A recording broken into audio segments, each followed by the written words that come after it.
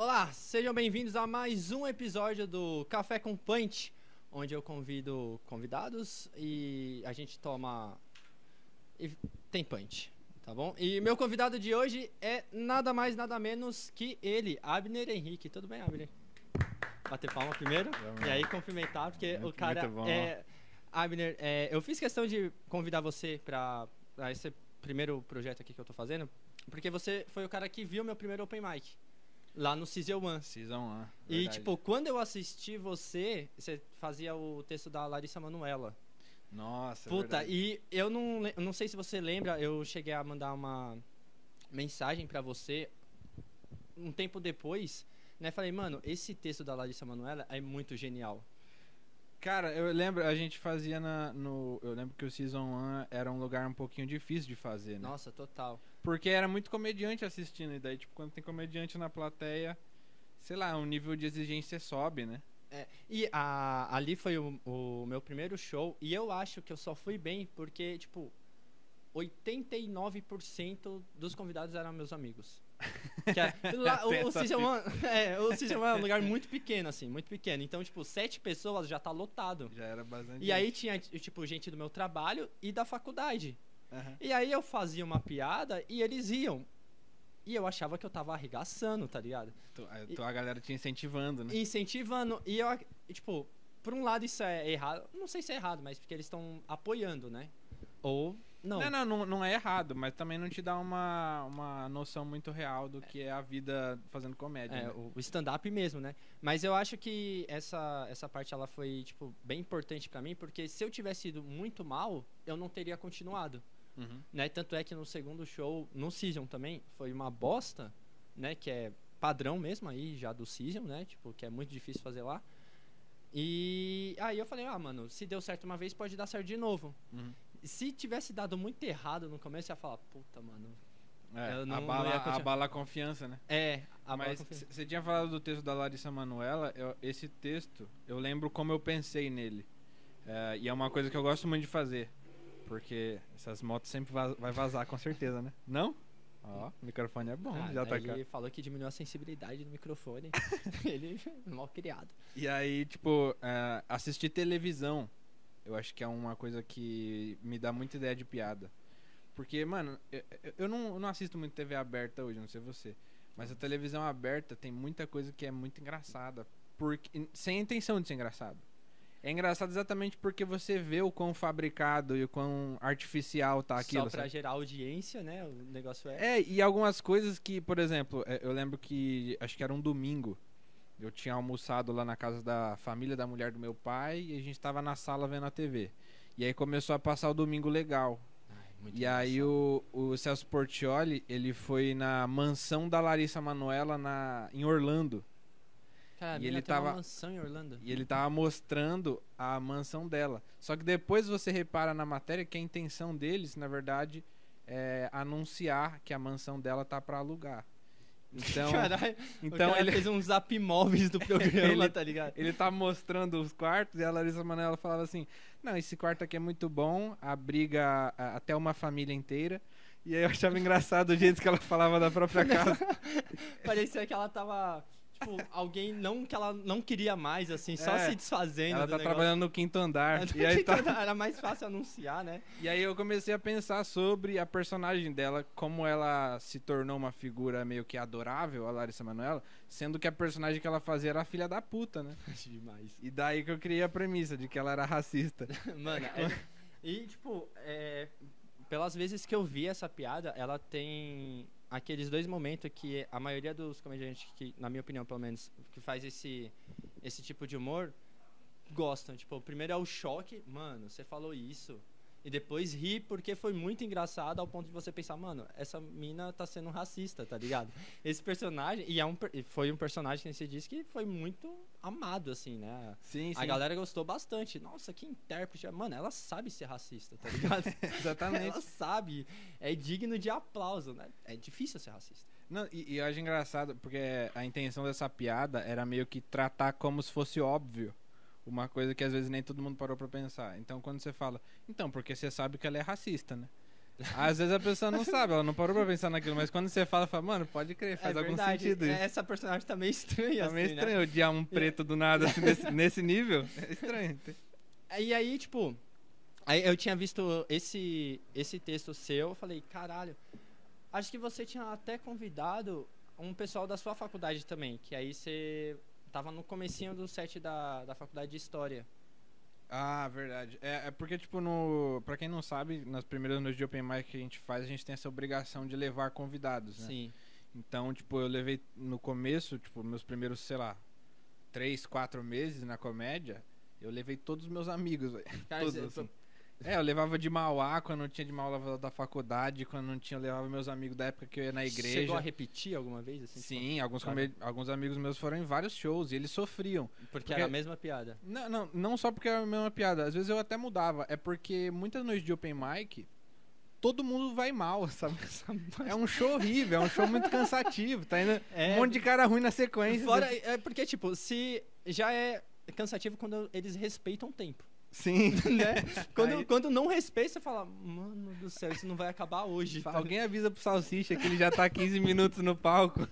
Mas teve até uma história dele que o pessoal ficou com uma luz na cara dele e ele, tira a luz aí, tá me seguindo. Ô, gente, o que é essa luz aqui na minha cara?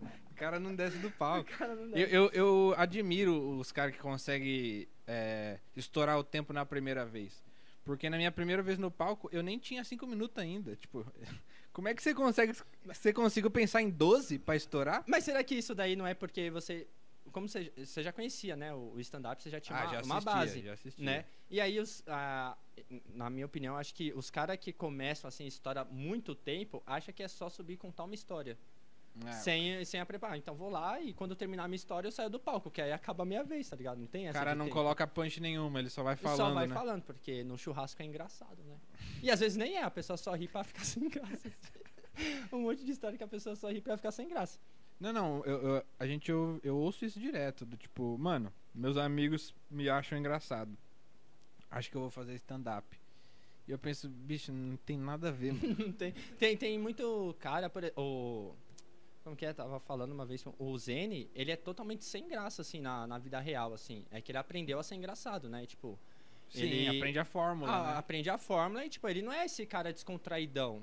Eu falei, ele não é engraçado, parecia que eu tô atacando o maluco, né?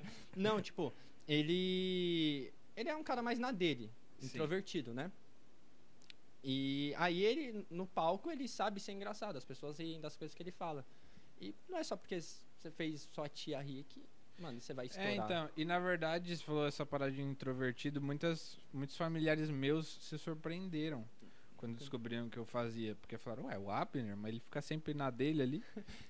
Minha família também se surpreendeu, porque eu já deixei de ir em Natal da minha família. Com vergonha, você acredita? Tipo, eu era... De vergonha? Eu era tímido ao ponto de não participar do Natal com a minha família. Eu ficava só, eu já passei Natal assim, sozinho, assim, tipo, vai que meu tio faz aquela do pavê de novo. vai que perguntem as namoradinhas, e as namoradinhas, né? De novo eu não consigo. Vou ficar aqui. E já aconteceu isso. E aí, quando eu descobri... E aí é foda, né? Porque fala, nossa, mas você é engraçado que nem o Porchat? Minha tia perguntou isso pra mim. Eu falo, mano, não, tá ligado? Se eu fosse, eu estaria lá, né? Se eu fosse, seria outra coisa. Porque assim... Você tem um texto que você fala de ser de família religiosa, né? Teve, mano, é que vai cair muito no clichê, mas teve, tipo, uma pressão pra você não seguir o caminho da comédia? Porque você não podia nem assistir televisão, né? Desenho, essas coisas. Ah, não. Porque os meus pais, eu acho que eles não acompanhavam comédia nesse nível pra conhecer, sabe? Já chegou, acho que o meu pai, no show que ele foi, que inclusive foi lá no Season 1. Chegou aí. Que ele viu depois o... Ele tava o Pablo fazendo show. Não, tava o Kenny de MC, né? Então ele ouviu algumas atrocidades ali. E aí ele saiu depois e falou, filho, acho que não tá no seu nível isso aqui, né? Você não é tão agressivo desse jeito. Não precisa falar disso.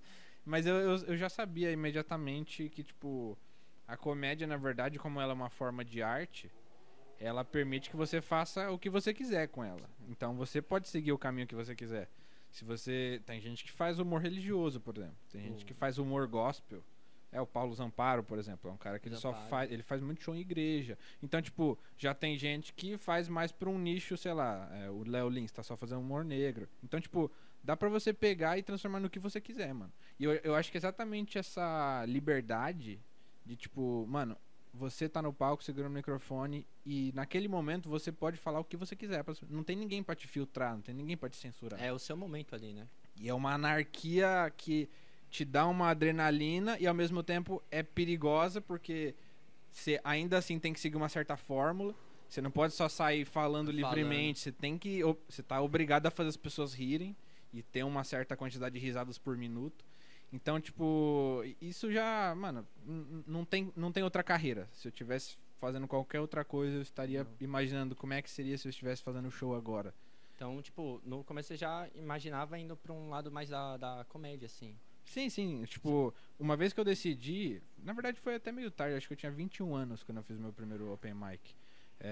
Enfim, contando que tem gente que começa com, sei lá, 16, 17. Mas 21 anos... Então, o Vitor Amar é um cara que começou muito cedo. Mas eu fiquei feliz de começar com 21 anos. Porque eu tinha uma cabeça mais ou menos formada. Tipo, eu já tava fazendo faculdade.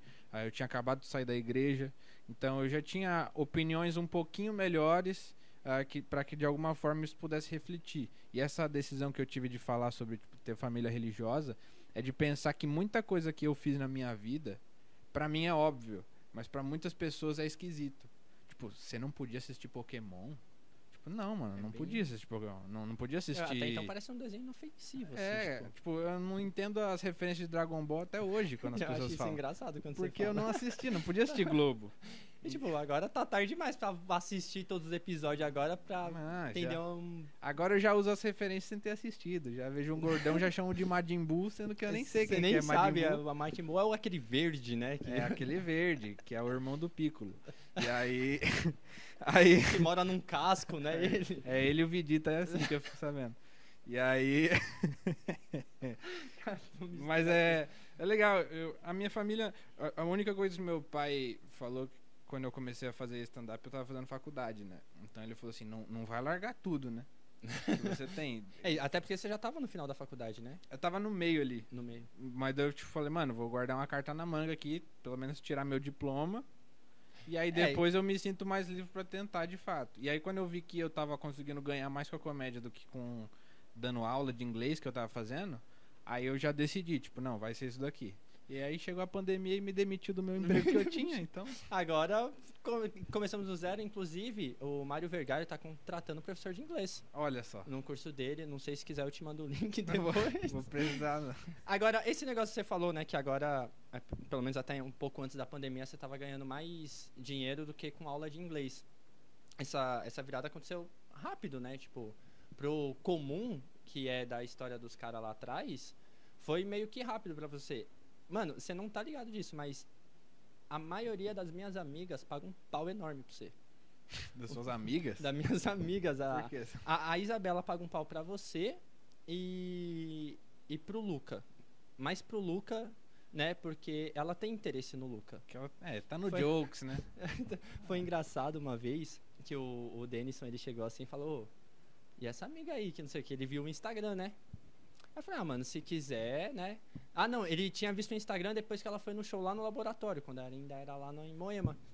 E aí ela tinha ido nesse show, tava falando, nossa, você tá bem de amiga, que não sei o quê. Eu achei muito engraçado, porque eu não imagino o Denison fazendo isso em lugar nenhum.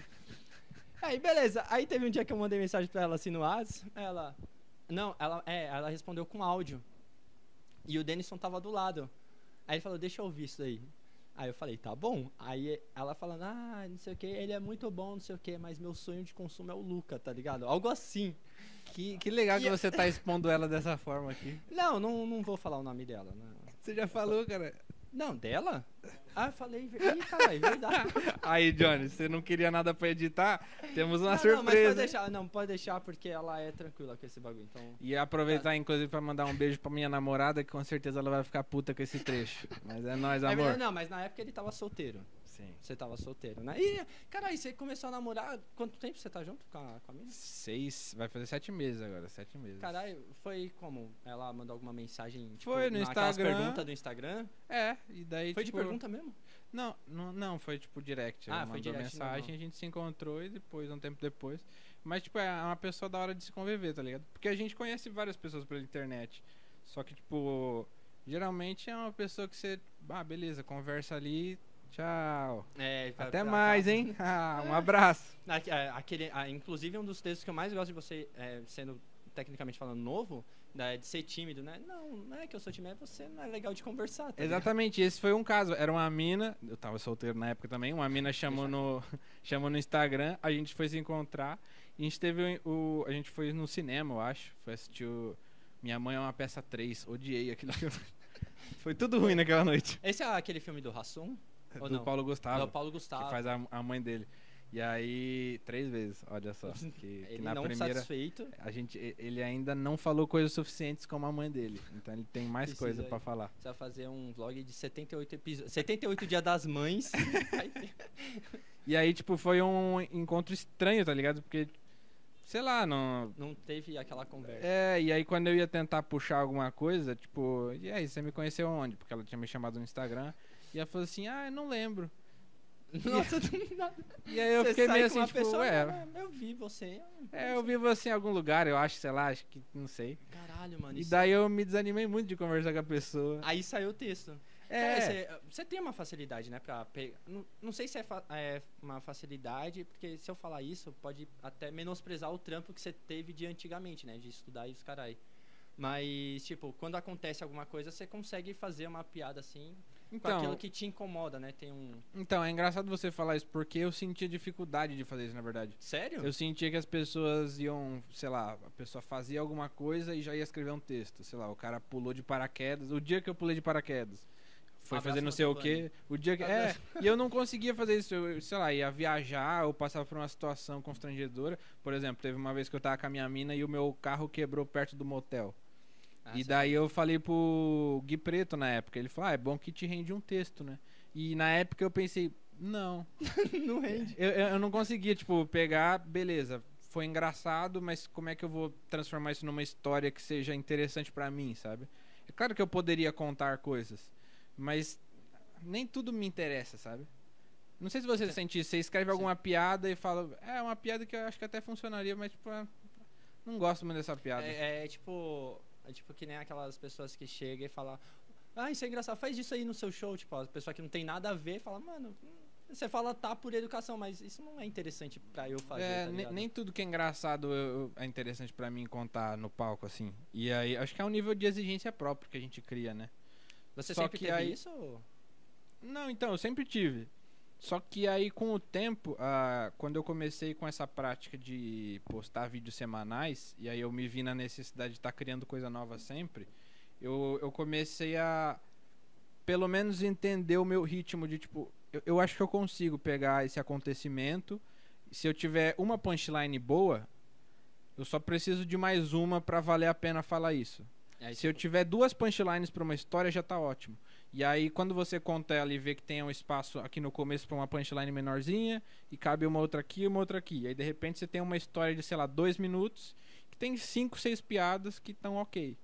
Então, tipo, é um ritmo que, mano, é só você fazendo muitas vezes pra você desenvolver, porque cada um tem a sua forma de escrita, né? Sim, quando você vai fazendo sempre, aí eu acho que isso te ajuda a soltar mais, entende? Que agora, tipo... Você tá no nível que, tipo, você tá viajando fazendo show, né? Você foi fazer show... Mano, e essa brisa de fazer show fora, voltar com um show bom e um processo? Exatamente. A primeira vez que eu fui fazer, acho que foi ano passado, eu fiquei uma semana em Goiânia. Eu fiz Goiânia e Brasília. E aí o Di Lopes, ele foi lá pra Goiânia, eu ia abrir o solo dele, e aí ele me falou isso, já tá se sentindo como um comediante, né? Vivendo de comédia. Porque é tipo, você viajando... pra fazer um bagulho que você gosta, que você estaria fazendo de graça. De graça. E estão te dando dinheiro pra você fazer isso. Isso mano, é um negócio... Eu já ficava feliz em ter que viajar. Sim. Né? Tipo, mesmo você pagando pra viajar. Mesmo pagando. Nossa, teve um show, mano, que... Esse eu não fiquei feliz, não. Eu viajei Mano, vai vendo. Tinha um cara que produziu lá. E aí, em Sorocaba. Sorocaba. Né? E aí, tinha uns caras que tava com carro e tal. E aí falaram, não, vamos. A galera se empolgou. Mano, e o cara que produziu o show tava bancando uma banca que ia ser um showzaço. Aí que eu devia ter achado estranho. Entendeu? Porque o cara que produz, ele produz e fala, não, vai ter um show aqui, já era, tá ligado? Quer participar. Ele não, ficou, não, vai estar lotado, que não sei o quê. E na época, novão, falei, mano, vai ser muito foda, vou viajar pra Sorocaba, tô rachando aqui na gasosa, mas foda-se, tá ligado? Vou comer de graça em Sorocaba. Puta pensamento. É lógico. Mano, demorou, o show atrasou em mais ou menos acho que 1 hora, pra chegar, tipo, 5 pessoas que não sabiam do show. Nossa. E aí, não, o cara decidiu testar o microfone durante o show. Tanto é que o Lipe Dias, ele tava na vez dele, se apresentando, e o microfone falhou. Esse maluco, ele subiu na hora, em cima do palco, falou, não, peraí, e começou a testar o microfone, assim, eu juro por Deus, isso não é mentira. E começou a testar o microfone, um som, e o microfone chiando, assim, todo mundo, 5 pessoas que estavam ali no palco. Aí ele falou, tá zoado. E o Lipe teve que fazer na voz o som. Gogó. Eu falei, mano do céu, que... É o tipo de situação que a gente entra, mano. É o tipo de situação porque, tipo, quando a gente é open mic, a gente tá fazendo... Aqui em São Paulo, né? Quando a gente é open mic em São Paulo, tem muita noite, tem muito show. Só que é difícil você achar um show que realmente seja bom de fazer. Seja bom, né? Porque esteja uma estrutura ótima e uma plateia cheia e uma plateia preparada pra te ouvir. Porque ou o lugar tá cheio, a estrutura tá boa, só que tá todo mundo conversando, distraído. O que acontece muito nessas noites de tabacaria, né? Tipo, tabacaria que tá uma fumaceira, tipo, a galera lá do fundo não consegue enxergar, eles começam a conversar. Então, tipo, a gente faz tanto show ruim que qualquer oportunidade que pareça pra gente ser um show melhor do que a gente tá fazendo, a gente aceita. Eu entrei em tanto grupo, velho. Tanto grupo porque me ofereceram assim, mano, entra aqui no nosso grupo que a gente pega uma pauta no teatro tal e a gente usa aqui pra divulgar, faz um link aqui no Simpla e aí a gente vai, nossa, mano, vai fazer show semanal. E eu falei, o quê? Show semanal no teatro? Tô dentro. Vamos agora! Eu até, isso no comecinho... E era uma bosta no final, não teve esses shows. Não teve.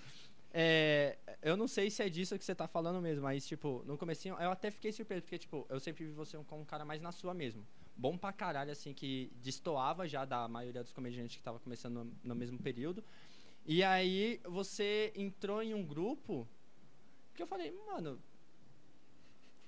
ofereceram um boquete pra ele? O que tá acontecendo, tá ligado? Que é o Comedy Crazy. Não, então. Eu falei, mano, pra mim não fazia sentido nenhum. Eu falei, os caras devem ser... O Abner tá vendo uma estrela muito forte. Não, então, exatamente. Quando o maluco do grupo me chamou, ele falou isso aí, mano, a gente vai pegar uma pauta no teatro tal, a gente vai fazer show sempre. E daí, o primeiro show que a gente fez, que foi num bar de samba, a gente colocou, tipo, 100 pessoas no bar. Então, tipo, ali eu vi um potencial de, tipo, pelo menos dá pra tentar ganhar algum dinheiro aqui. Uhum. Mas depois eu vi que, tipo... A partir dali só começou a dar um monte de coisa errada. E aí eu vi que não foi uma boa ideia. Mas não foi só isso. Tipo, mais de um grupo eu entrei porque eu pensava assim, mano, se eu me juntar com essa pessoa e conseguir esse lugar, vai dar pra fazer um show maneiro. Só que aí que entra a fita. A gente, comediante open mic, e tem muito open mic que faz isso. Tem muito open mic que, por falta de show, ele vai lá e cria o próprio show. Só que criar um show de comédia, velho, produzir um show de comédia, é um trampo. Trampo da porra. É um trampo que a gente não sabe fazer. E que a gente mete o louco e dá as caras e tenta fazer mesmo assim. E aquele se colar, colou, né? Tipo... E tipo, pode ser que dê certo, mas a grande maioria não dá. A grande maioria tem algum problema. Mesmo, tipo... Então, tipo, eu fiz vários shows horríveis exatamente porque eu fazia parte de uma galera que tava se propondo a produzir, sendo que a gente não sabia produzir. E a gente fala, não, a gente divulga, pô, a gente não sabia divulgar, tá ligado? Como que é? Pra colocar dinheiro e divulgar o show, né? Pra parecer... impulsionar. Não, então... falar financiar. E aí eu percebi isso em mim, tipo... Mano, não dá pra eu me envolver com produção. Porque eu tenho que gastar todas as minhas energias correndo atrás de show pra fazer. O meu trabalho é tá no palco escrever piada. Então... o quanto menos eu precisar me envolver com qualquer coisa técnica, de arrumar som e arrumar luz, eu vou me focar em fazer piada. E eu acho que isso me ajudou pra caramba, porque aí eu ficava fazendo show todo dia, e os caras ficavam tentando criar show, abrir comedy, enfim. É um negócio, tipo, é que nem... Uma coisa ou outra tu pode até ter uma noção, assim, mas pra focar mesmo, você tem que estar focado, né? Se você quer ser bom mesmo, você tem que estar 100% focado naquilo, independente do que você quer fazer. Aí uma pessoa quer ser comediante, e aí quer produzir, aí vira DJ e faz uns bagulho, tipo... A melhor coisa, tipo, gastam dinheiro pra pagar alguém pra produzir o show. Existem produtores, e enfim... que não sejam comediantes, de preferência. Exatamente, né? Porque essa pessoa, ela já tem um olhar mais distanciado e ela sabe os passos que ela tem que ter. Ó, tem que criar um link de vendas tal, tem que impulsionar tanto aqui, tem que fazer a divulgação em tal lugar, vai nos outros dias do bar, avisa para as pessoas que estão indo no bar que vai ter show tal dia. Então, tipo, o produtor já tem essa cabeça. E alguns comediantes são produtores também e já aprenderam esse caminho. O Lacerda, inclusive, é um o ótimo Lacerda, produtor. O Guto Andrade, o Dinho Machado, que tem o Cássio trabalhando com ele. Tipo, tem vários comediantes. Até o Amato, né? O Perneta, ele produz bem o show lá na Zona Norte. David Amato, o próprio Marco Zene, ele produz pra caralho. Porque ele aprendeu esse caminho. O que eu tô alertando é pra comediantes iniciantes que não sabem produzir, mas pela falta de show tentam produzir e acabam fazendo shows horríveis. Acontece muito. Por mais que ele tenha uma boa intenção, ele acaba meio que falando, mano, não vou colar no show desse cara, porque teve até uma história da Danúbia, ela se arrependeu muito de ter aceitado esse convite do Scooby-Doo, né? E, tipo assim, ela falou, não, vamos fazer esse show, né? Que vou pagar cachê, 50 conto de cachê, vai ter comida, vai ter uma comida à vontade. Beleza, ela, é interessante, né, Danúbia? Pô, foi lá. Chegou no bar, o dono não sabia que ia ter o show, mano. E aí, tipo, não teve o show galera... Era um Itaquera? Era um Itaquera, e a galera, tipo, começou a pedir a comida achando que não ia ter o custo e teve que pagar o que pediu, assim. Então eles tiraram dinheiro de não sei da onde. O cara foi lá pra fazer show e comer de graça, não teve show e ele teve que pagar a comida. E vai saber o gosto da comida na hora. Na hora, mano, pra mim ia pegar muito mal, assim. E aí, tipo, os caras começaram a ter que pagar pra um negócio que eles acharam que ia receber. Eles saíram muito no prejuízo, tá ligado? Sim, a gente faz muita furada dessa no começo, né? Teve um show até que você me convidou, que foi não sei se... Não foi corporativo, mas... Era perto lá do Pico, quando era em Moema, que era tipo uma festa... E aí, até que meu celular caiu, quebrou a tela do meu celular. Ah, eu lembro. Era uma hamburgada, né? Uma hamburgada, tipo, mano, o que foi bom daquele show foi a hamburgada. Depois que a gente não precisou pagar, tá ligado? Porque era um show no meio da tarde, né? No meio da tarde. E era um lugar aberto, tava todo mundo comprando coisa em cada barraquinha e a gente cagando. Falando num palco. E teve acho que uma ou duas mesas que se compadeceram com a nossa situação, que ficaram prestando atenção, né? Não, então, mas aí, tipo, a gente tá falando sem saber quem tá ouvindo. Quando as pessoas dão risada, não dá pra escutar a risada. E, tipo, a gente passa várias vezes. Você ainda passa por isso? Atualmente? Hoje com bem menos frequência. Você consegue filtrar mais, né? Tipo, sim, Hoje eu, tipo, já consigo fazer shows que pelo menos tenha estrutura, tá ligado? Porque como eu já me apresentei bastante com a galera que tá sempre se apresentando nos comedies, aí eu consigo, tipo, sei lá, pedir uma canja no Hilários, pedir uma canja... Não, então, esses dias, era uma quinta-feira, eu fui fazer show no Beverly, aí eu ia fazer o show da noite, né? Só que antes, tinha uma noite de open mic rolando. Eu cheguei, ela tava rolando. E tava aquelas noites, assim, vários seguidos que ninguém consegue recuperar a plateia. E a plateia só vai ficando murcha, triste, assim. com sono, vai ver um cara tá assim. Então, e aí tinha um monte de bêbado respondendo pra caralho. Inclusive, né, quem sofre de insônia vai num show de open mic. No de open mic, eu lembro uma vez num Bet Faria, que terminou o show, o Alisson perguntou pra um velho que tava na plateia, você vai voltar outras vezes, seu José? Ele falou, ué, mas pra que esse castigo? Nossa, ele falou isso. Ele falou. E aí, o que eu te fiz pra você querer fazer isso comigo? Teve um show acho que era o Sakamoto que produzia, num teatro lá no Santa Cecília, Paiol. Teatro Paiol. De domingo, um teatro pra 250, 300 pessoas e tava, né, com 3. Tinha 3 de público. Tinha 3 e tinha um mendigão dormindo na primeira fileira, tá ligado? E parecia que ele ia com frequência ali dormir naquelas cadeiras. E o Sakamoto tentou improvisar alguma coisa com ele. Ele falou, mano, deixa eu dormir, tá ligado? Foi muito bom esse dia. Eu falei, nossa senhora, eu não acredito. Deixa eu dormir. É. Não, então, aí eu cheguei nessa noite de Open Mic do Beverly e tava essas situações que você sobe no palco com a galera desanimada na sua frente. E uns bêbados que, tipo... Mano... Não tá ali pra ver, né? Ou se não, tipo, qualquer coisa que você falar, ele vai querer responder. Qualquer coisa. Puta, isso daí também é um perigo, né? Porque, tipo, tem muita gente que acha que... Não, vou dar um jeito nesse bêbado aí. Ele vai ficar miudinho, tá ligado? Uhum. E aí ele acaba fazendo o cara trocar mais... Falar mais que deveria no show. Uhum. E aí aquele bêbado que tava quieto no canto dele, só tava desatento, e vira aquele bêbado insuportável que não para de falar e estraga o show de todo mundo.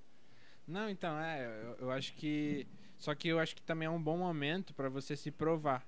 Porque eu vi que alguns dos shows mais importantes que eu fiz na vida eram aqueles shows em que eu entrava no palco, tava tudo dando errado, e eu consegui de alguma forma trazer a plateia, sabe?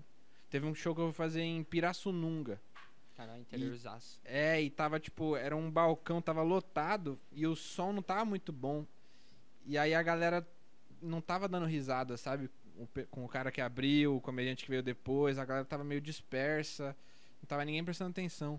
E aí eu entrei com puta medo no palco, do tipo, mano, eu preciso chamar essa galera de qualquer jeito.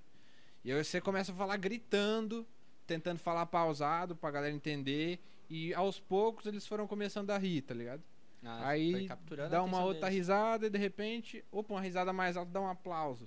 E daí esses momentos que você consegue trazer uma plateia que tava perdida, é um momento que você fala, porra, tô conseguindo ficar bom nisso aqui. Isso daí foi até um dos pontos que tava uma vez, tinha acabado o laboratório, e o Kedney, ele falou disso, ele comentou de você sobre essa digamos, habilidade, assim, tipo, de conseguir trazer a plateia no momento mais difícil. Porque tem muita gente que, puta, tá difícil, acaba 5 minutos e já era, sai do palco. E você tá difícil, você vai até o final, até onde dá. Eu lembro desse jogo que eu fiz com o Quedinho. A gente foi fazer um show em Pirituba. Tava eu, ele, o Léo Ferreira e o Juliano Coração. E aí, mano, eu não sei o que deu, mas não veio. A galera não veio, assim, pro show. Devia ter de público, sei lá, umas 5 pessoas. E aí o Kedney, ele chamou a galera, os garçons. Falou, galera, senta aqui, vamos fazer um volume. E daí a gente começou. E aí ele fez, sei lá, 20 minutos e me chamou. Quando eu fui começar a fazer, o microfone parou. Puta que pariu. E aí ficou uns 5 minutos, consertando, arrumando. E só que, velho, eu no palco lá só... Fui uma galera que já não tava na vibe do show. Então... E aí, tipo, voltou pro show, eu voltei, mesmo ritmo. Eu não podia mexer muito o microfone, senão ele parava de falar. Então eu travei aqui na posição. Acho que eu coloquei ele no pedestal. Eu fiquei assim, segurando ele no pedestal e fazendo o show. Mas daí a galera foi rindo, tá ligado? E aí eu completei meu tempo lá. E daí o Quedinho depois falou, caralho, mano, se segurou naquela bosta. E aí, nossa, tava uma luz que ela vinha de baixo pra cima.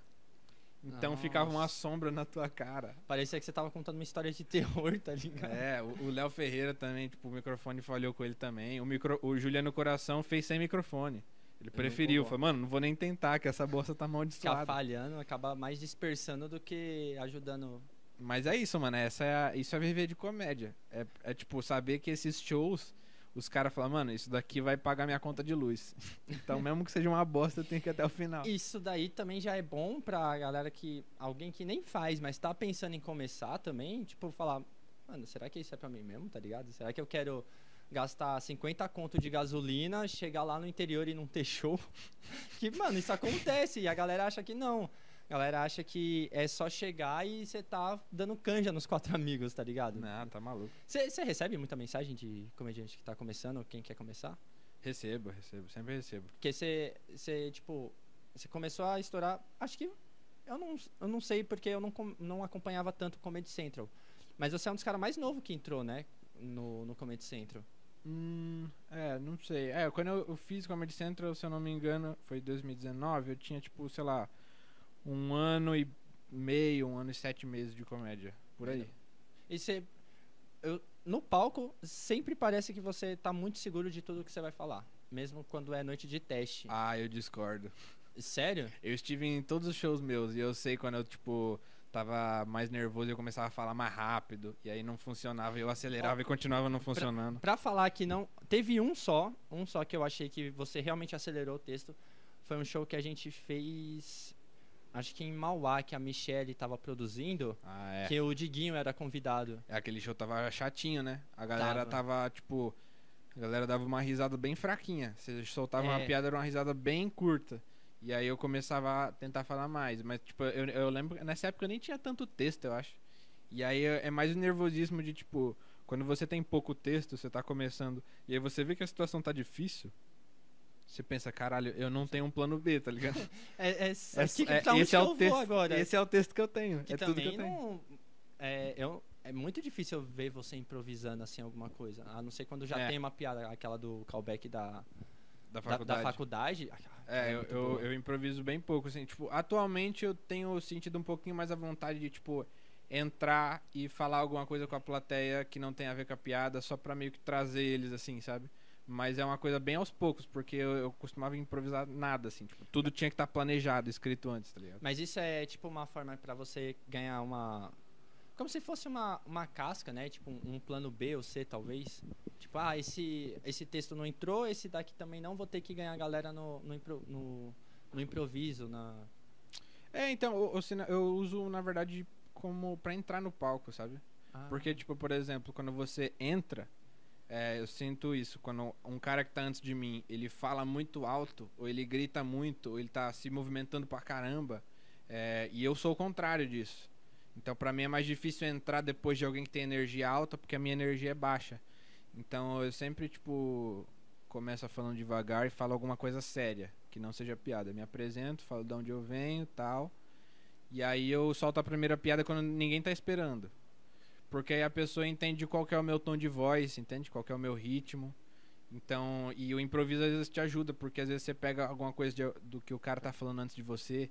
Às vezes você viu ele improvisando com alguém da plateia. Uma vez, eu fiz isso em Goiânia, no Guardians. O cara que tava abrindo, que era o Thiago Pessim, ele conversou com um cara da plateia, e tinha um cara da plateia chamado Cristofó. E daí... Fanha, mãe. Fala, Cristofó. E aí eu tinha uma piada sobre meu nome. E aí no meio da piada eu falei, não, mas podia ser pior, né? Podia ser Cristofó.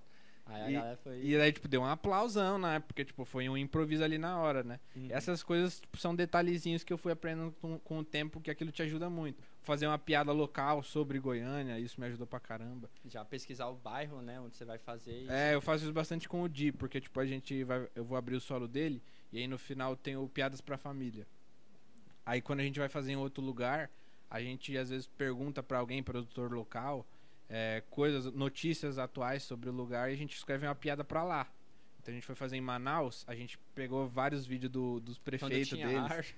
Na época, quando as pessoas não morriam de Covid todo dia. Era e daí a gente fez sobre o prefeito de lá.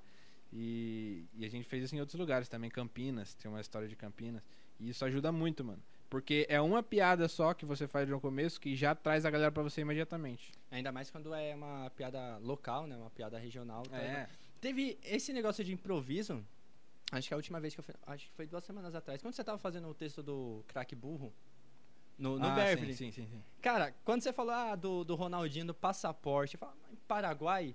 É que você não tinha chegado ainda na hora. Um pouco antes, acho que o Lucas Mol, que ele tinha feito o MC... Ele trocou ideia, parecia que uma mina lá na plateia, o sonho dela era ir pro Paraguai. Funcionou mais ainda. Então, mano, quando eu falei, nossa, se o Abner tivesse chegado nessa hora, ia capaz até de desenrolar mais coisa, porque, mano, se vê o vídeo, tem uma mina ali na frente que ela levanta assim pra cima, ela começa a rir de uma forma, porque acho que esse negócio ajudou também, pegou um Com callback. certeza. E eu não sabia disso, você me conta agora. Mas acontece muito, tipo... eu tava pensando... Por isso que eu sempre gosto de assistir o show antes de mim. Tipo, não só ir pro show na hora que você vai subir no palco, mas assistir o show antes. Porque você sempre, às vezes, pega uma referenciazinha e você pode adaptar alguma piada que você tem pra uma coisa que já disseram ali e ela vai ficar muito mais forte. Muito mais forte. Então, por exemplo, eu tenho uma piada sobre faculdade. Uma vez a gente tava fazendo na tabacaria com o David Amato. E aí, acho que o Bruno Masson, que tinha feito antes, tinha falado de alguma mina que fazia Uninove.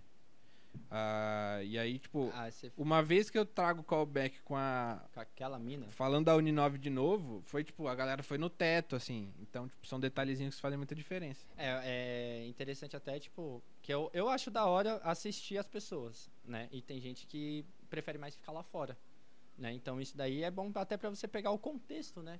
Porque às vezes você vê, vai um comediante antes de você, e aí ele interage com uma mesa e dá muito errado. E você fala, bom, com aquela mesa eu não vou interagir, tá ligado? E no Bet, inclusive, tinha até isso, né?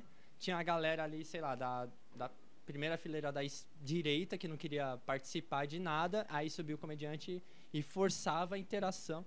Quem fez isso? Acho que foi a primeira vez que eu tinha visto o Deco, que ele era convidado da noite de Open Mic lá do Alisson. E aí ele começou a interagir, só que nitidamente a pessoa não queria conversar, tá ligado? Ela não queria estar ali, eu acho que ela não queria estar viva. E ele tava forçando muito. E tava muito engraçado, tipo, agora, né? Porque agora eu conheço o Deck, então eu posso zoar. E aí tava muito engraçado ele suando assim, tentando arrancar alguma coisa daquela pessoa e ficando nervoso. E a pessoa, tipo... Não. É muito ruim então, isso, eu gostava de assistir shows porque eu via às vezes que uns caras estavam tentando muito interagir. E daí quando não tava funcionando, eu falava, mano, eu vou entrar fazendo piada o mais rápido possível. E isso funcionava. Porque a galera tava querendo ouvir piada, ela não queria conversar. Já tem plateia com o contrário. Se você chegar só com piada, sem trocar uma ideia com eles antes, eles estranham. Por isso é da hora você assistir o show, né? Porque você vai entendendo a plateia conforme você... Conforme vai porque passando. Você também vê o que o cara já falou e o que ele não falou antes de você. Porque é muito comum também você às vezes entrar com umas ideias repetidas. Já aconteceu, tipo, um cara interage uma coisa com a plateia, aí o cara vai fazer show depois, ele não viu, e aí ele faz a mesma interação. Eu já vi isso acontecer. Já. E, inclusive, do mesmo assunto, que é muito difícil, do mesmo assunto de piada. Tipo, vai dois gordão. E os dois gordão falam a mesma piada, tipo... Nossa, teve uma vez que eu fui fazer na tabacaria, e aí eu tava com uma premissa que eu não tinha feito ainda. Mas era sobre, tipo, eu ser da igreja e eles proibirem bater punheta. E tinha um bagulho desse. E aí entrou antes de mim, quem que era? Era um moleque lá daquele grupo 3 é Demais. Rude. Lud Rieder. Como era o nome do maluco? Eu sei, o Lud. É Lud mesmo. Lud, cara, olha o nome do cara, Lud. E aí, aí o Lud começou a fazer um montão de piadas sobre ele, tipo, bater punheta sendo da igreja. Puta. E era, tipo, tudo coisa que eu ia testar. E aí eu falei, mano, não vou falar o mesmo assunto. E aí eu fiz outras piadas. E aí teve uma vez que eu fui fazer o laboratório. E aí eu ia falar sobre eu ter um amigo rico. E eu senti choque cultural entre, tipo, a minha convivência e o cara rico. E aí o Kaique Dumont subiu e falou um monte de ter amigo rico. Que o amigo dele não pegava trem. E eu tinha umas piadas muito parecidas. E eu não fiz. E aí na semana seguinte, eu fui antes, fiz as piadas, o Kaique Dumont viu, e ele decidiu fazer mesmo assim as dele, e deu muito errado. A decisão mais inteligente que eu vou tomar, tá ligado? Deu muito errado. Mas nessa primeira do Lud, que você conseguiu ter uma fórmula... plano B, né? Tipo, você tinha outro texto pra fugir. Aconteceu a mesma coisa comigo, que eu só tinha um texto de altura. E antes de mim foi o Matheus Januário, que o bicho é maior que eu ainda, tá ligado? E aí eu fiquei, mano, as piadas batendo no vento assim, tá ligado? Eu falei, eu acho que eu preciso arrumar uma outra coisa pra falar pra não acontecer isso de novo, que é muito constrangedor. No Salam Aleikum aconteceu isso. Essa é a importância de ter repertório. Porque uma vez que você tenha piada sobre vários assuntos, você pode puxar ali na hora. Sei lá, tem plateias que você vê que as piadas que estão entrando melhor são piadas mais pesadas. É bom ter na manga algumas, assim, do tipo... então tem essa daqui, então tem essa outra. Aí tem plateia ao contrário. Você tá contando piada pesada, a galera tá tudo só batendo no garçom, as piadas. E aí você fala, mano, eu preciso falar, sei lá, sobre relacionamento, sobre ser pobre, sobre família.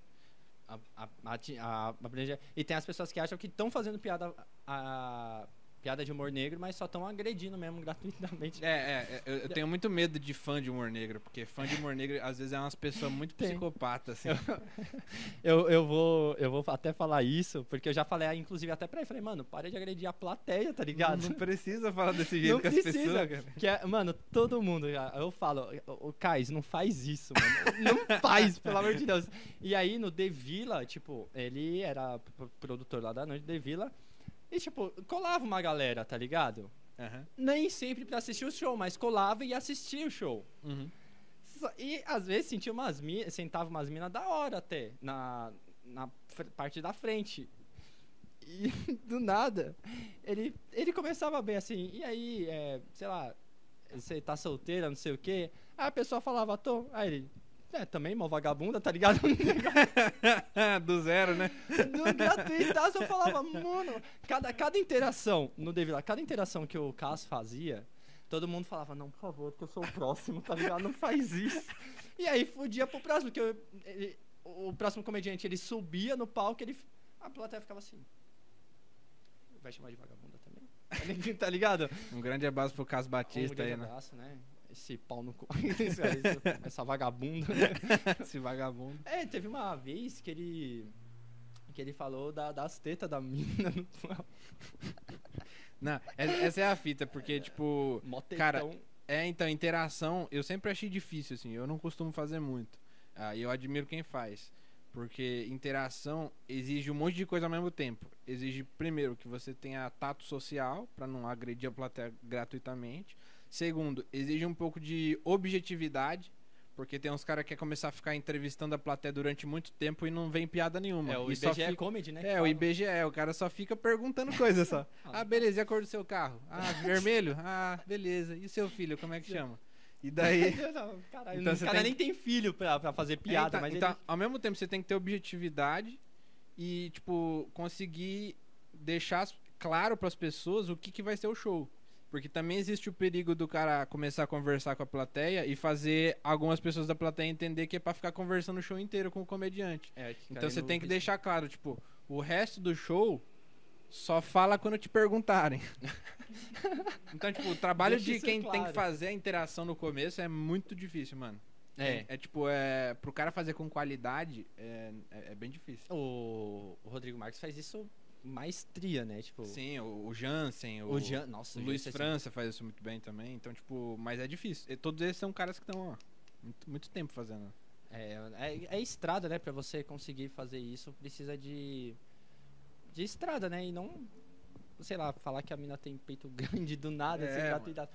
Agora, você é o cara que começou faz um tempo que você começou a postar toda semana vídeo. Eu acho que você tá com umas 7 horas, né? Quanto tempo você tá de... Não chega tudo isso, não. Tá quanto tempo? Não, deve ter, tipo, umas 2 horas. 2 horas. De piada lá. Porque a pandemia interrompeu tudo, né? E, tipo, acho que eu tava uns 4 meses postando toda semana. Tava conseguindo, porque tava rolando, tipo, Nathan de segunda-feira, aí tinha o Laboratório de quarta e o Atacadão do Minhoca de domingo, tirando algum outro show que eu fazia durante a semana que eu usava pra testar também. Tá garantido, já tinha 3 por semana. Então, tipo, 3 que eram shows bons de teste que dava pra gravar. Então, tipo, ali eu tinha a possibilidade de estar sempre postando vídeo. E aí, tipo, a pandemia interrompeu tudo. E aí, mesmo depois que voltou, tinha menos shows. E aí, os shows que tinham era com capacidade reduzida. Então, tipo, eram shows, às vezes, mais esquisitinhos. Tipo... Você chegou a fazer show pra carro? Não fiz drive-in. Não fiz drive-in. Eu pensei em pedir pra fazer só por experiência mesmo. Mas daí... Nem toda experiência também é válida, né? Não sei, deve ser ruim. Então, deve ser. Não, eu fiz show pra plateia virtual. Tipo, que você escutava a galera, só que tinha um delay, né? Você contava a piada, esperava. Cara, depois... isso não dá uma agonia, porque Dá você acha pouco. que a piada não funcionou e aí você fala. Ou senão às vezes você espera a risada e ela não vem. E ela não Também vem, tem tipo, esse perigo. caralho, o delay tá grande. Tá Essa galera tá com muito delay, mano. E como você já tem, tipo, 2 horas, você pensa em criar um solo, fazer um solo? Sim, assim? esse ano. Esse ano eu pretendo fazer um solo. Porque 1 hora de piada eu já tenho, mas eu acho que pensar numa estrutura de começo, meio e fim, e criar algum tipo de linha de raciocínio que você queira, Isso daí exige um pouquinho mais de, tipo, lapidar, pegar... Você não vai pegar tudo que você tem, né? Você vai pegar mais ou menos o que você tem. Provavelmente algumas coisas eu vou criar só pro solo e não vou, tipo, postar na internet. Então, eu pretendo fazer isso esse ano. Testar, né? Tem que testar porque a gente tá acostumado a fazer 20 minutos no máximo. Então, é difícil pular pra 1 hora, né? Pular pra 1 hora no seco, né? Tipo, numa semana você tá fazendo 20 minutos, você fala, puta, agora na semana que vem eu vou testar meu solo. E aí você não chega a testar tudo direto. Que aí gera aquele bagulho. Mas você tá a Casa de Artistas é uma produtora, né? Sim. Então aí, nesse caso, seria até mais fácil, né? Pra arrumar um local pra você testar o solo, ou, tipo, colocar interno. Não sei se tem nome. Assim, mas eu tenho contrato com outra produtora, que é a Alex e do Di. É a de Lopes Produções. Na tua cara. E agora fica mais fácil ainda, entendeu? Então, não, o Alex me adianta muito lá. E também, nossa, ele marca muitos shows bons. O que a Casa de Artistas está fazendo agora é que eles estão criando um projeto chamado Novos em Folha. E aí, muito na verdade, já existia, acho que em 2019 a gente fez alguns shows. E aí o projeto pausou e aí vai voltar. E aí, nesse projeto, a Casa de Artistas, tipo, vai chamar uma galera que é de uma geração mais nova e fazer rodar, tá ligado? Fazer shows por aí. Isso daí inclusive, em março agora eu vou fazer show no Rio Grande do Sul. Fiquei sabendo ontem. Vou fazer Porto Alegre, Canoas e Caxias do Sul. Cara, os comedy tudo de lá. Ou vai ser em bar? Vai ser no Poa, no Boteco. E aí o de Caxias do Sul é um bar, não é um comedy club, mas é um bar que rola comédia. Tem experiência, né? Porque... Sim, não, é demais. E, tipo, mano, é aquele negócio, velho. É um show que se o cara chama você pra fazer de graça, você vai. Você vai, é verdade. Estão me pagando. Pagando. Muito obrigado por esse show. Não vou gastar um centavo, a não ser se eu queira um chaveiro de lembrança, né? Pegar um chimarrão. Um chimarrão, né? Só pra falar, e aí, tô na quebrada, tá ligado? Pegar um beck do Sul. Um beck gaúcho. No aeroporto não pode, hein? Eles barram. Eles barram. Tem que tomar muito cuidado. E colocar bem no fundo da bolsa. Então, fica a lição aí pra vocês. O maluco já sabe como esconder um back pra viagem, pega aí a dica. E aí, cara, eu queria voltar um pouquinho a um outro assunto, que até conversei com outros convidados que teve aqui, que é muita gente acha que comediante não consegue namorar por causa da rotina, né? E tem que encontrar uma mina muito compreensível a tal ponto de ver que às vezes você vai viajar, vai ficar 1 semana, 2 fora. E quando você estiver aqui, você vai, mano, chegar de madrugada, porque... Não agora, né, por causa da quarentena, mas geralmente você chega de madrugada. E pra você, tipo, no seu relacionamento é de boa isso também? Assim, até porque ela já me conheceu sendo comediante, né? Então ela já sabia. Mano, é muito de boa, porque ela gosta pra caralho de comédia também. Ela vai em vários shows. Ela ficou mó feliz que ela foi no show do Di Lopes, que ela era mó fã. Aí ela ficou lá no camarim trocando ideia, ela ficou mó felizona. Caralho. E também, tipo, o sonho dela é ser aeromoça. Então, tipo, ela também vai ter uns horários tudo, tipo, pegar uns voos de madrugada e vai ser tudo cagado também. Mas, mano, até porque agora durante a pandemia a gente não tá tendo tanto show quanto eu gostaria. Tá tendo show 6 da tarde, né? Então, aquele showzinho que você começa falando boa tarde pra plateia. Boa tarde, não, boa noite. Ih, 6 horas da tarde, noite, confunde cara, a pessoa. Quando eu fui gravar o Comedy Central, esse foi um conflito interno, porque eu começava todo o show falando boa noite. Aí e era meio com uma muleta, né? É uma muleta pra mim, do tipo, chegar e falar boa noite. E a partir do momento que eu falo boa noite, eu posso começar. E aí era 3 da tarde que eu tava gravando. Caralho. Foi o dia inteiro, né, de gravação do Comedy Central. Foi, porque eles gravavam, acho que uma sessão às, tipo, sei lá, 3, outras 5, outras 7, outras 9. Nossa, então ficava o dia inteiro gravando. Rolou algum papo de, tipo, você voltar esse ano agora, nessa outra temporada? Não sei se já saiu o casting, alguma coisa assim. Não, porque, mano, agora tá de pandemia, velho. Pandemia, você viu o Comedy Central fez o stand-up, só que aí era com plateia virtual também. Que colocaram o Christian Figueiredo. Chamaram os influencers e tal. Então, tipo, o Comedy Central acho que ele não tá funcionando normal ainda, tá ligado? Porque tá na pandemia. Quando ele estiver funcionando normal, aí a gente tenta voltar aí, quem sabe um dia, que se eles quiserem chamar. Não, é Comedy Central, chama ele porque... Não, com certeza eles estão assistindo aqui e eu sei que vocês... Meu canal é bem visto, assim. Sim. É que não foi criado ainda, mas... É que Uma vez que for criado, vai ser visto. vai ser bastante Por alguém. visto. Faço questão de... Eu não sei o endereço do Comedy Central. Não sei se é tipo um Projac que chega lá e entrega um currículo. Eu não faço ideia de como que é. Eu acho que é mais ou menos isso. Mas em vez de eu ir lá, é muito mais fácil mandar o link do Drive, Sim. né? Acho que... Mandar no fica- Instagram deles, eu acho que eles Nesse- vêm. Eu acho que se mandar no Agora, direct, eles... Vitor Camejo, você tá convidado, inclusive, tá, por favor. Ah, a gente abriu o show do Vitor Camejo, né, no Clube do Minhoca. Foi verdade. Nossa, foi um show bem maneiro e, tipo, tava lotado. Acho que... Não, ele não chegou a fazer 2 sessões, não lembro. Não, acho que aquele dia não. Aquele dia não, né? Eu lembro que eu fui testar umas piadas e me fudi, eu lembro. Sempre que a gente faz isso, a gente lembra. Eu achei muito, muito foda porque era uma das poucas vezes que eu tava fazendo no Clube do Minhoca e abrindo show de cara conhecido, né? Eu falei, caralho, mano, que foda. Fazer show no Clube do Minhoca deixa a gente bastante mal acostumado, porque Deixa. eram shows tão bons que aí você ia fazer outro e falava... Pô, essa piada funcionou no Minhoca. Tipo, e lá você falava... Teve uma vez, inclusive, que você... Não do Clube do Minhoca, mas que você até comentou nessa mudança, né? De sair de show de open mic pra fazer show de elenco. Você sentiu uma diferença, né? Porque no show de open mic parece que você mandava muito bem e você sentiu uma dificuldade pra fazer no show de elenco. Ou foi o contrário? Não foi isso. É porque, tipo, no show de open mic, como tinha muito comediante na plateia e amigo de comediante, eu sentia que era muito mais fácil fazer uma comédia mais alternativa, sabe? Porque, tipo, são pessoas que já viram tanto stand-up que qualquer coisa que fuja do clichê fica mais interessante. E eu sempre tentei, tipo, mano, vou tentar ser o mais autêntico possível. Eu assistia muito cara gringo e eu ficava tentando imitar o Bo Burnham e os caralho. Então, tipo, na noite de open mic aquilo funcionava muito bem. Você chega com uma piada de chapecoense. Nossa, eles gostavam pra caralho. Só que aí chega um show normal, um show de família, e aí você vai fazer as mesmas piadas ou o mesmo estilo... Ácido. Entende que é muito mais difícil você quebrar clichês pra quem ainda nem se acostumou com o clichê? É verdade, faz sentido. Pra pessoa que, tipo, a piada de Tinder, pra ela vai rir pra caralho, porque ela nunca ouviu, sabe? Por mais que a gente já tenha ouvido várias vezes. Então, tipo, quando eu parei de fazer no open mic, eu tive que meio que aprender a fazer o arroz com feijão, sabe? Nos seus textos, eu não sei se é a ideia, mas ou não sei também se é de propósito, mas você tem tipo uma pegada meio irônica, meio sarcástica.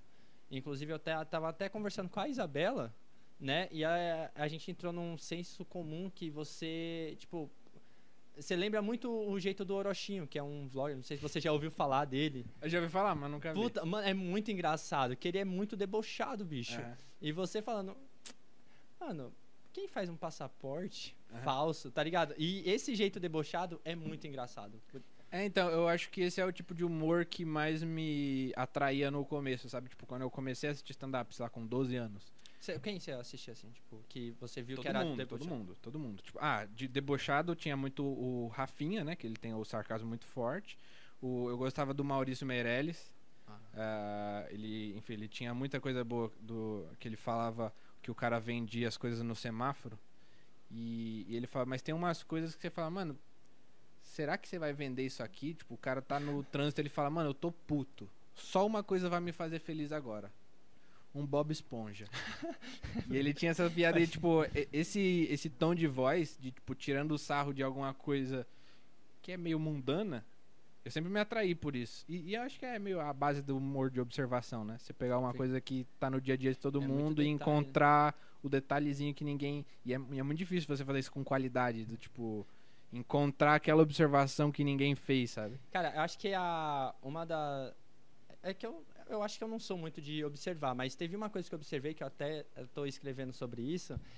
Sabe aqueles... Você tá no ônibus.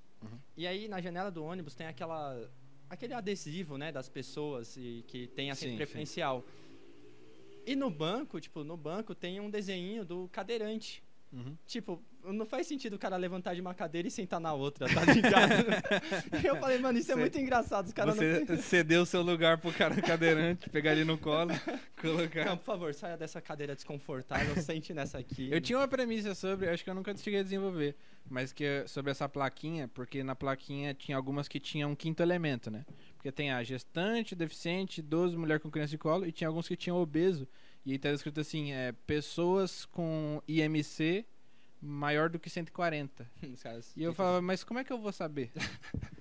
Quem que é o gordo matemático que anda com essa informação pronta? Sabe? Isso, isso sim é algo gordofóbico, né? Que você tá passando pelas pessoas, mano, quanto é esse cara tem de IMC? O cara fala, nesse daí acho que tem Esse tá- 149. Esse E daí. ninguém anda com uma balança também, né? Tipo, nem nutricionista anda com balança assim, fala, não, vamos pesar esse cara aqui no ônibus. Não, e- acho que eu medi um MC uma vez na aula de educação física na escola, depois nunca mais. Eu só sei que eu tô abaixo.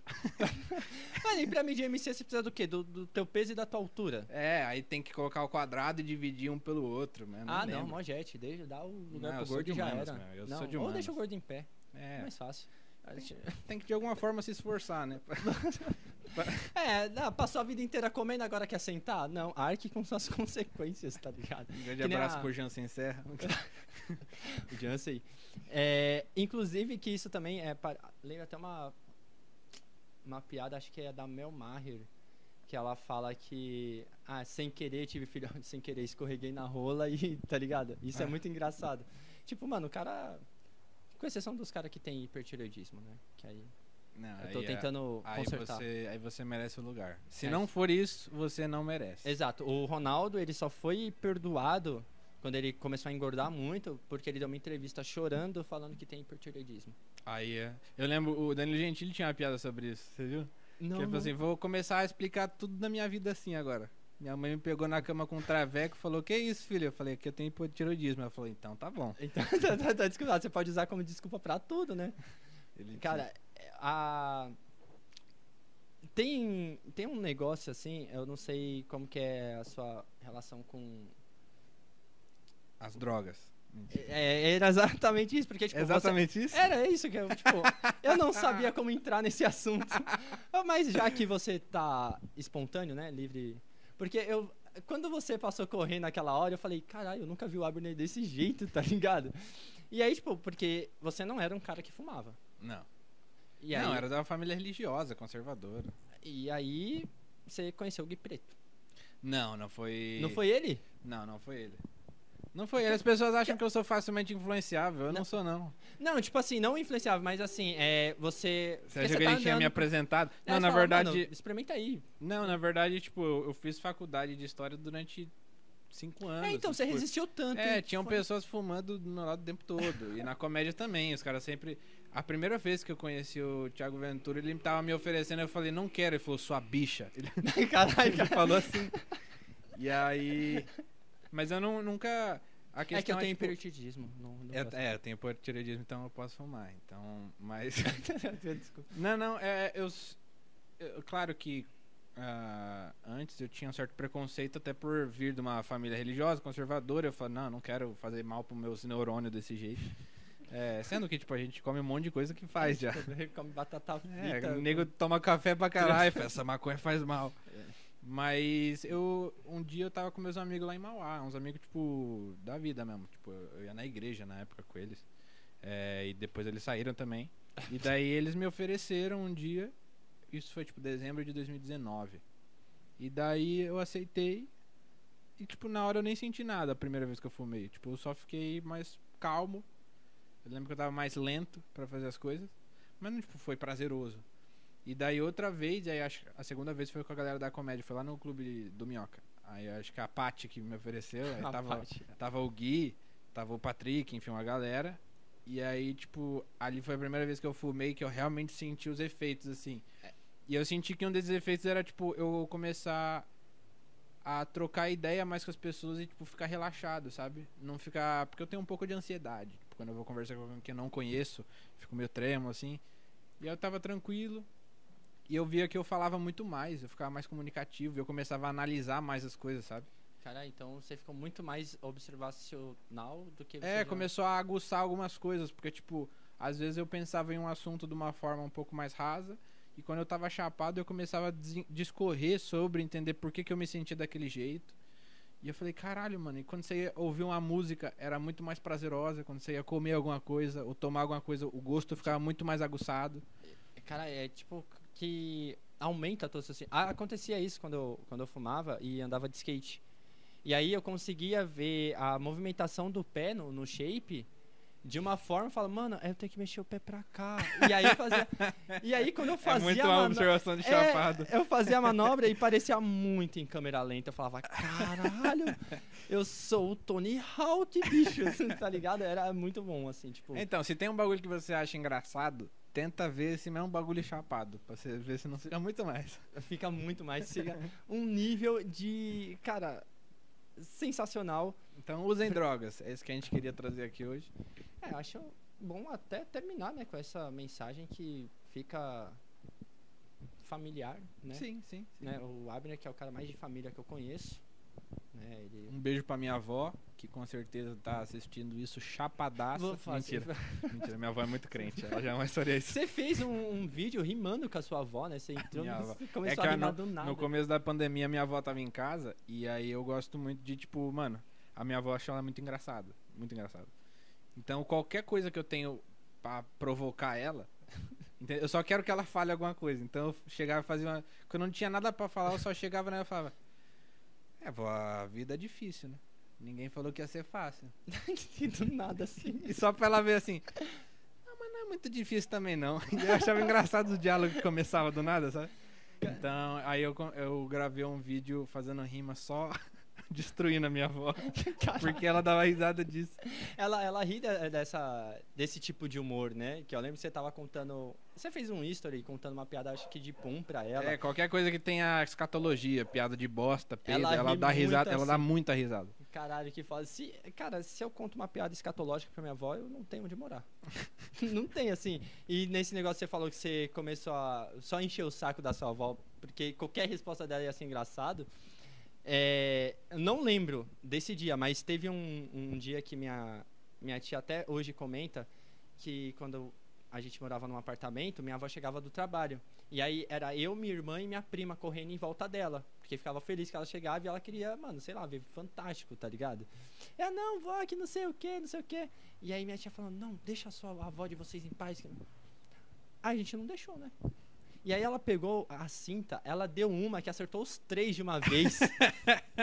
Que todo mundo foi chorando. E eu não sei se doeu tanto que eu esqueci disso, tá ligado? Mas minha prima fala, não acredito que você não lembra dessa surra. Fala, mano, pra mim eu nunca apanhei, tá ligado? Mas acertou os 3 de uma forma que ficou a marca, assim, mano, da fivela. Eu posso encerrar esse podcast contando uma da minha avó. Pode. Uma grande frase que ela soltou. Porque a minha avó ela é uma pessoa muito crente.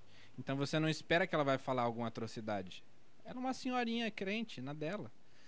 E aí uma vez eles iam se mudar e eles colocaram as coisas num monte de caixa. E aí o meu avô falou assim, tô com fome, vou fazer alguma coisa. E aí minha avó falou, não dá, porque os alimentos estão tudo na caixa já. A gente já guardou tudo, não tem mais comida aqui.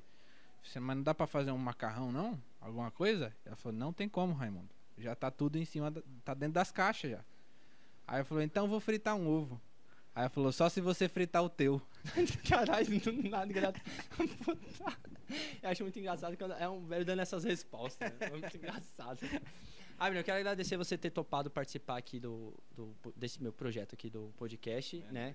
Que nem eu falei no começo, você foi o cara que viu meu primeiro show, né? E deu até uns toques quando... Não sei nem se você lembra que falava que eu parecia muito o pessoal dos 4 amigos, tava tentando ser eles. Eu falei, acho que esse não é um bom caminho, né? Que eu ia ser julgado. Tem exemplos por aí, né? E hoje eu consigo fazer alguns shows ainda bem, porque eu tô tentando meio ser mais autêntico possível. E por isso eu fiz questão de chamar você, além de ser bom pra caramba, né?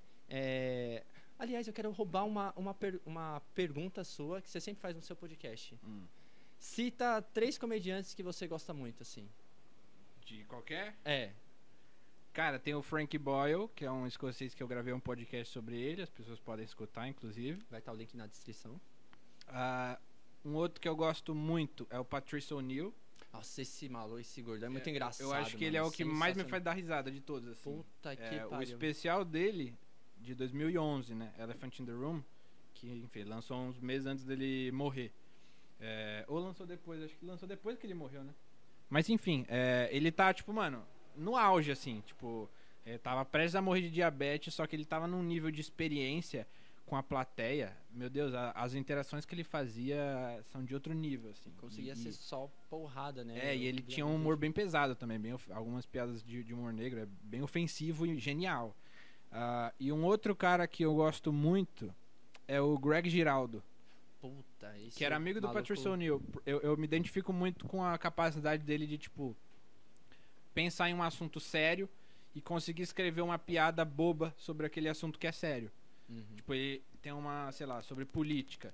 Ele faz uma piada que é uma crítica, só que ele também é capaz de fazer uma piada completamente boba, besta, fazer um trocadilho. Então ele consegue fazer piadas críticas e ácidas e muito inteligentes e consegue fazer um humor imaturo e bobão e besta. Então essa junção eu gosto muito. Você falando de piada boba, teve uma vez que eu... Era no final do ano, sabe aquela lance de retrospectiva, todo mundo posta foto e tal. E aí eu postei foto falando de 2017, 2018, né? Que eu tive a doença e fiquei internado. Aí o comentário do Abner foi o seguinte... Te entendo, mano. Uma vez eu peguei um resfriado muito forte. Você teve câncer, né? eu colocando... Mano, marquei fisioterapeuta e os caralho. Aí o comentário do Abner... Te entendo, mano. Uma vez eu peguei um resfriado muito forte. Eu ri demais. Abner, brigadão demais, cara, por ter colado. É nóis. Tamo junto. Acabou mais um episódio do Café com Punch. Não se esqueça... Passa a sua rede social. O Abner Henrique no Instagram e Abner Henrique no YouTube. Tem mais alguma rede social? Tem 2 podcasts. Tem o meu que é o Referências, que eu entrevistei uma galera e fala um pouco de referência, de comédia e arte. E tem um que eu gravo com o Gui Preto, que chama Uberback, que a gente assiste um filme chapado e a gente conversa chapado sobre o filme depois. Eu acho que é uma proposta muito tendência, né, pro mercado. É tendência. Tendência. A gente tá visando mais o público infantil. Bem Chupa, forte. Felipe Neto, é isso? É assim que conquista o público infantil, entendeu? Não é com Nutella. Valeu, Abner, mais uma vez e até mais.